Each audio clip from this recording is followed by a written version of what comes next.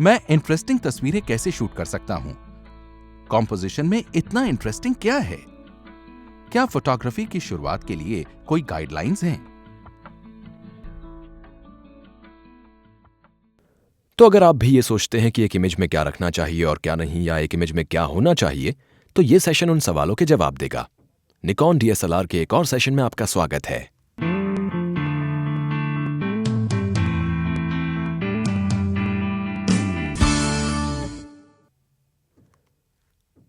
पिछले सेशन में हमने बात की कुछ इंपॉर्टेंट कैमरा कंट्रोल और मेन्यू के बारे में।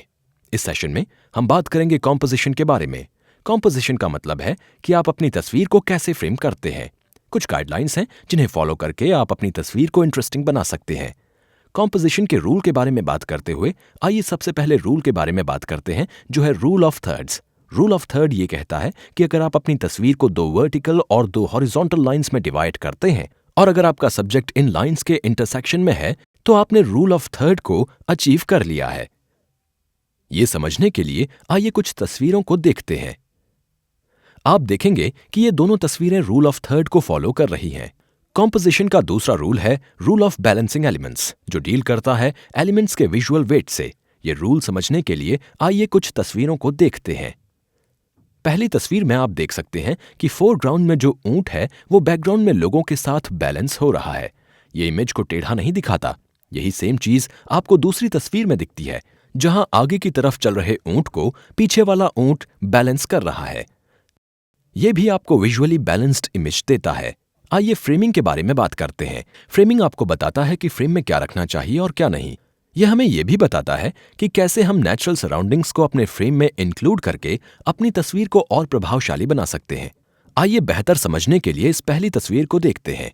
पहली तस्वीर में आप देख सकते हैं कि कैसे हमने गुंबद के दरवाजे को फ्रेम में रखकर इस मीनार को शूट किया है। दूसरी तस्वीर में हम देख सकते हैं कि किस तरह हमने इस तस्वीर में अलग अलग एलिमेंट्स यूज किए हैं, जैसे पेड़ की शाखा, चट्टान पर पेड़, बैकग्राउंड में पहाड़ और आसमान में बादल। ये सारे एलिमेंट्स इस पिक्चर को एक सिनेमैटिक इफेक्ट देता है। कॉम्पोजिशन का तीसरा रूल है rule of leading lines. Leading line की मदद से हम दर्शकों का ध्यान सब्जेक्ट की तरफ या तस्वीर के स्पेसिफिक हिस्से पर केंद्रित करते हैं। आइए पहला उदाहरण देखते हैं। यहां पर हमने दीवारों के जरिए घरों की तरफ ध्यान केंद्रित करने का प्रयास किया है। दूसरी तस्वीर में हमने सड़क को लीडिंग लाइन की तरह यूज करके पहाड़ों पर बादलों की तरफ ध्यान केंद्रित करने की कोशिश की है। कॉम्पोजिशन यह बताता है कि कैसे आप एंगल चेंज करके पर्सपेक्टिव बदल सकते हैं। जैसे अगर आप बच्चे की पिक्चर यहां ऊपर से लेते हैं तो फिर बच्चा आपको बौना नजर आएगा। आपको बच्चे के आई लेवल पर जाकर पिक्चर लेनी चाहिए। दूसरी तस्वीर में आप देख सकते हैं कि हमने बैठकर यह तस्वीर ली है, जिसे एकदम लो एंगल से लिया गया है। यह सब्जेक्ट को लार्जर देन लाइफ पर्सपेक्टिव दे देता है। कॉम्पोजिशन का अगला रूल है into the frame. Into the frame का मतलब है कि आपका सब्जेक्ट जिस डायरेक्शन में देख रहा है उस तरफ पॉजिटिव स्पेस रखना। पहली तस्वीर में आप देखेंगे कि सब्जेक्ट दाईं ओर देख रहा है, इसलिए हमने दाईं ओर पॉजिटिव स्पेस छोड़ा है।